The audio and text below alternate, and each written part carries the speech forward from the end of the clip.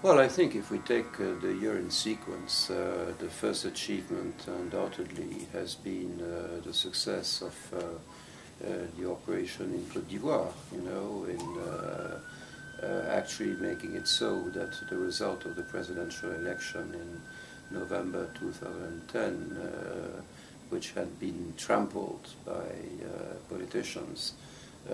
has in fact been transcribed into fact,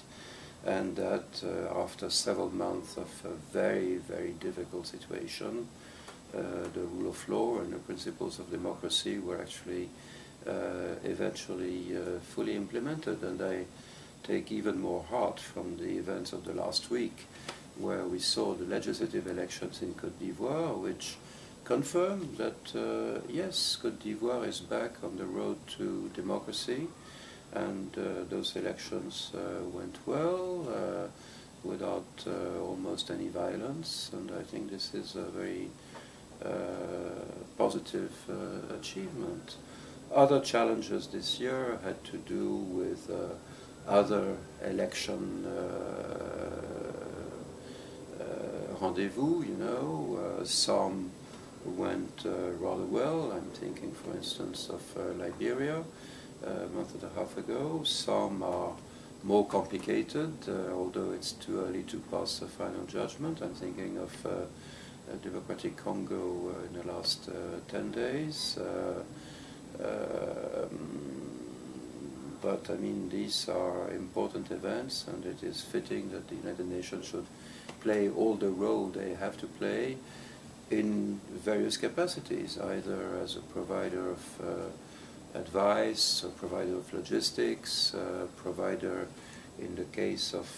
Côte d'Ivoire, of certification of the process, and working along with other actors of the international community, observers, and so on, but actually contributing to the implementation of democratic principles in those countries. Another issue I see as a good challenge, but a challenge which was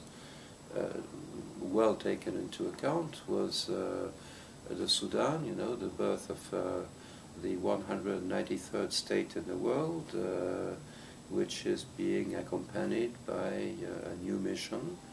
and that is no small achievement in a country which has just sprung up on the 9th of July this year,